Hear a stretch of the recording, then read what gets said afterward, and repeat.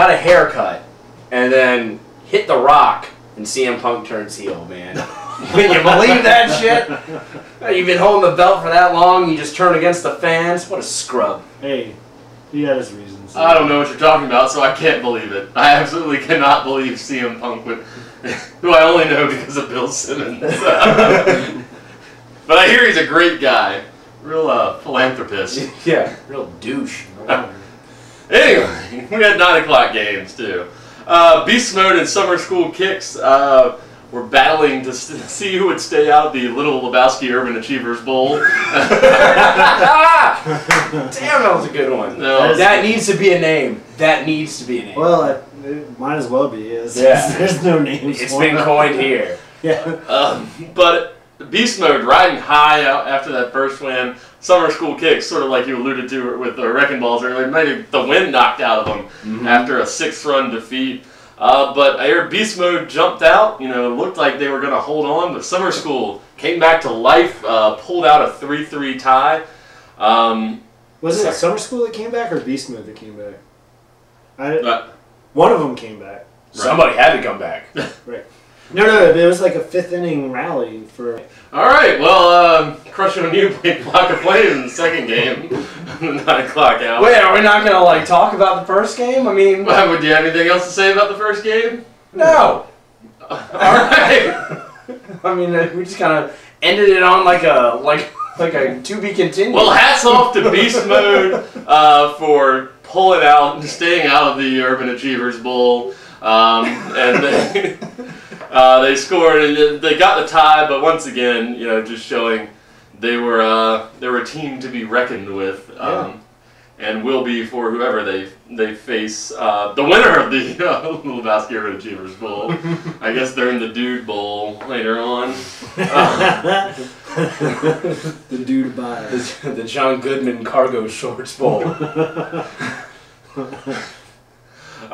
So yeah, Crushing on You or Flock of Flame. What I know about this game, we were engaged in combat at the time, but when it just so happened we were switching innings at the time. I was going out into the outfield, so just walking out there had a perfect view of seeing Flock of Flame score their first run of the season, which I then turned and announced to our field. And we all erupted in celebration. Right. That was a really cool moment, actually. It's everyone on the other side of the field yelling. They were excited. Yeah. So. And that's what, you know, the league is all about, too. Having fun. And then have Waka Flocka go from games where they've been getting trounced by double digits to playing you guys and holding you to 4 runs, and then to go play Crushing on You, who, you know, will get to the bowl picks later in, one of the top teams in the Patriot League, to score on them. Fantastic. I love it. Yeah, that's what's up. Like I said, Crushing on You with that locked up their trip to the Championship Bowl. And they would be facing the winner of our final game of the 9 o'clock hour, which is what we've been waiting for. And then that Crushing on You score, Crushing on You put it on a little bit at the end. It was 18-2 was the final. But that 2 being much more important than whatever they had on the other side. The moral victory was better than the actual loss. Right. You know, after you score those first 2 runs, you let I bet they started just downing the Jello shots at that point. Yeah. They said, we got all these orange Jello shots. Fuck these guys. Fuck these guys. We scored on them. Let's go. Oh, what, you're going to put up 18? Go right ahead. Douche. Here are your 18 Jello shots. Yeah. Oh, yes. So they would be facing, as it turned out, you know, I'll just say for us, America coming in was in 5th place in the standings. You know, things had to break basically one path we could go down, which had all been cutting that way for us, which we realized right before this game. Yeah. You know, so little added excitement there for us. Dragos, you guys pretty much knew what was going to be on the line all night for you in both games. And I just want to say Wait, no, I mean, Draga, yeah. But I mean, that's where things broke your way. Like, you needed Wrecking Balls to lose, and you needed JFK to lose or tie to get up there. It was set up. We've been waiting for this game the whole season. It was everything on the line on this one. And you guys needed to take care of business against Mean Green Machine, of course. But yeah, no, everything broke the way, so it was a good showdown. It was a good game to watch. I came over and I wanted to see you and the missus. Well, yeah, me and the missus. I saw which sideline you sat on. Well, you know, we're Americans. I was really just rooting for all my friends, and I wanted to see a good game, and I was not disappointed. There were a lot. I mean, it was really close, and it was funny how like all the trash talking all season, like it's all been in good natured, and everyone's had a lot of fun with it. But like when it got down to on the field, like I was like, damn, these guys are really intense and focused in this game. Like I don't think there was a whole lot of talking. Nah, there was not a lot. There was like just focus, and it was pretty awesome to see. You guys just went about your business, and both teams had opportunities, but the defenses just got out of it. I say, you know, Jesse was pitching his ass off. You were pitching good, but Daniel, the Condor, not good enough. Oh my gosh, the Condor just dialed it up and was just on fire. Earning that big paycheck. Haunt my memories forever, and because we haven't made any descriptions of this game, but I'm pretty sure that everybody knows how it went down. A lot of foul-outs. A lot of foul-outs. That's what took so much. Yeah. I mean, you know, we had Leneve fouling out. We had, I think, Guy fouled out. I mean, Kim had one. Good players. These are good players that just, you know, the ball was just not getting that infield. Yeah, Joe. So, I mean, you know, it was just a defensive struggle. So obviously when there's a lot of foul-outs, that means that there's a lot of pitches being thrown in those areas. A lot of time being taken. Bases, got runners on base a lot. And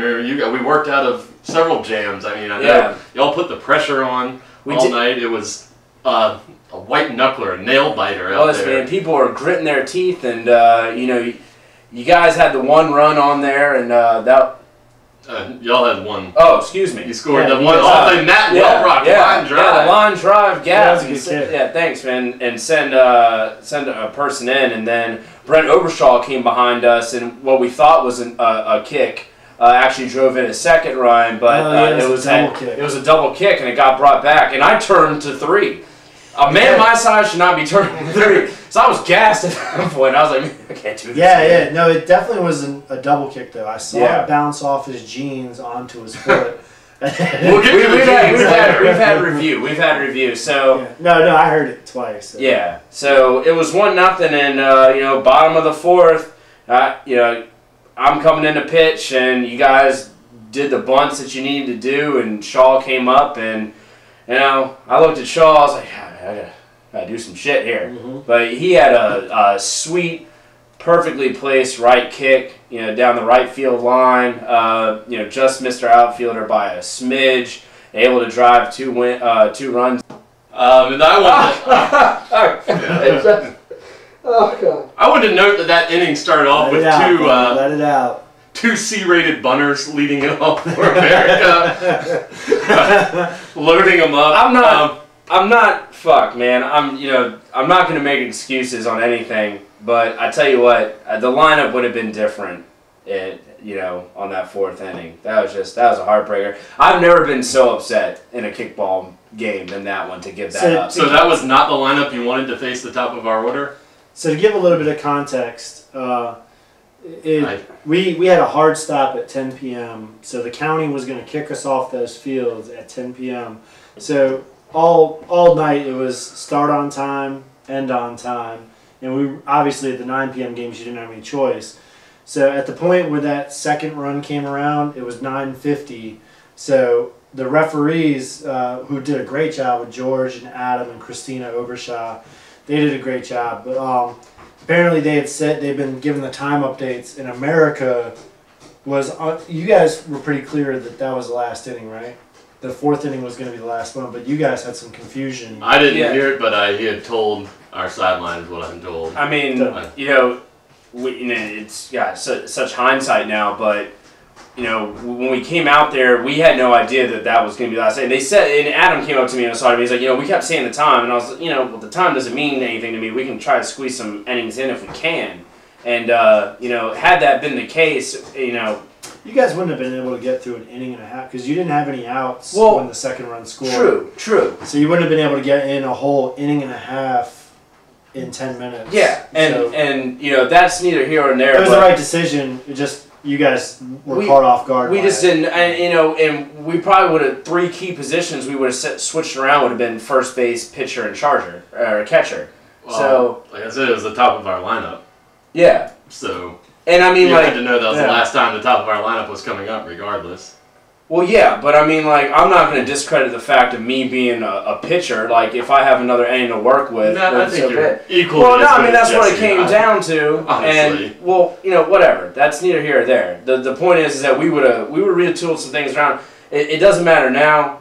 It happens. We play on, but I just wanted to maybe a little courage say, hey Matt, this is the last inning. Oh shit, But it was just a little miscommunication. There's no hard feelings anymore. It's kickball. It's fun. We come out there and have a good time. Nobody gets paid to do this. So you guys were caught off guard when the time we were called. Just kind of like.